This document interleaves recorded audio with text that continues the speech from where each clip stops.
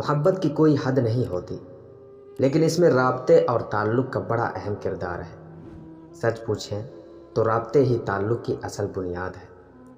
آپ کچھ دن لوگوں سے رابطہ روک کر دیکھ لیں، آپ کو خود یقین آ جائے گا کہ لوگ تو کب سے اس انتظار میں تھے کہ رابطہ ٹوٹ جائے، بس وہ پہل آپ کی طرف سے چاہتے تھے تاکہ بعد میں ان پر کوئی الزام نہ آئے۔ یاد رہے، میں صرف رابطہ روکنے کی بات کر رہا ہوں، رابطے یا تعلق ختم کرنے کی نہیں۔ چند دن، مہینہ یا پھر 2 مہینے کا وقت درکار ہوتا ہے، اور لوگ تیسرے مہینے اپنے دل و دماغ سے آپ کو آپ کے نمبر سمیت ڈیلیٹ کر دیتے ہیں۔ رابطہ ختم ہوا، لیکن تعلق کا کیا کریں گے آپ؟ یہ تعلق پھر سے یک طرفہ ہو جائے گا اور آپ کی سوچ میں، آپ کی زندگی میں ساری عمر کے لیے ایک سوالیہ نشان بن جائے گا، جس کا جواب ڈھونڈنے میں آپ ہر بار ناکام ہو جائیں گے۔ محبت کسی ایسے شخص کی تلاش نہیں کرتی کہ جس کے ساتھ رہا جائے، محبت تو ایسے شخص کو تلاش کرتی ہے کہ جس کے بغیر نہ رہا جائے۔ لوگوں کو اکثر یہ کہتے سنا ہے، جی زندہ رہے تو پھر ملیں گے، لیکن کچھ لوگ ایسے بھی ہوتے ہیں کہ ان سے مل کر لگتا ہے ملتے رہے تو زندہ رہیں گے۔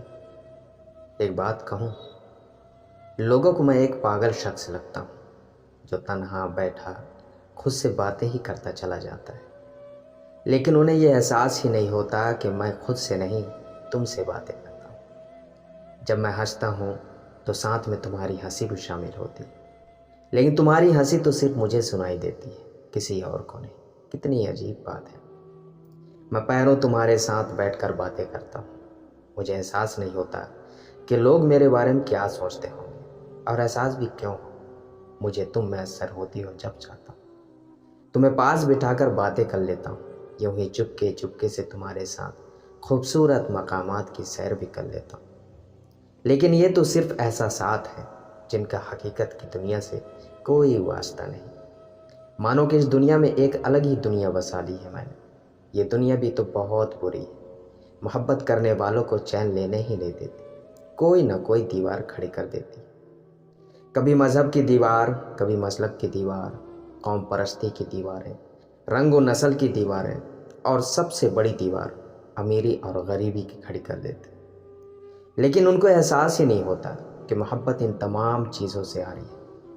محبت کا کوئی مذہب، کوئی مسلک، کوئی قوم اور کوئی رنگ نہیں، محبت تو خود ایک مذہب ہے۔ دنیا کے تمام مذاہب کو اٹھا کر دیکھو، ان کے پیشواؤں نے محبت کا درس ہی تو دیا ہے۔ عجیب بات ہے، لوگ مذہب کو تو مانتے ہیں لیکن مذہب کی نہیں مانتے، جھوٹے اور منافق لوگ۔ مجھے نفرت ہے ان لوگوں سے جو ان باتوں کو تو باعث شرم سمجھتے ہیں، جن کو نہیں سمجھنا چاہیے، اور جو باعث شرم ہیں وہ کھلم کھلا کرتے ہیں، اور اس پر ان کو شرمندگی کا احساس تک بھی نہیں ہوتا۔ کیا تمہیں پتہ ہے، میں ہر روز ایک نئی امید لے کر اٹھتا ہوں کہ شاید آج تمہارا کوئی میسج آ جائے اور تم مجھے کہو کہ ہاں آج میرا ضبط ٹوٹ گیا ہے، مجھ سے غلطی ہو گئی ہے، مجھے معاف کر دو، کہ میں تم سے خود سے دور رکھتی آئی ہوں۔ اور یہ بھی کہو کہ جیسے تم میرے بغیر ادھورے تھے، میں بھی ایسے ہی ادھوری ہوں۔ جیسے تم میرے بغیر ہر روز جیتے اور مرتے تھے، میں بھی ویسے ہی زندگی گزار رہی تھی۔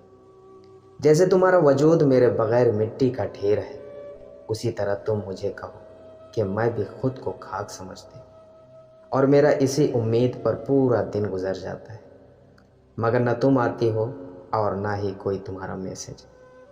اور تم جانتی ہو کہ میں یہی سوچتا رہتا ہوں کہ شاید اب تم نہیں آؤ گی۔ تم نے شاید تنہائی کا ہاتھ تھام لیا ہے، یا پھر تم اکیلا رہنا سیکھ لی ہو۔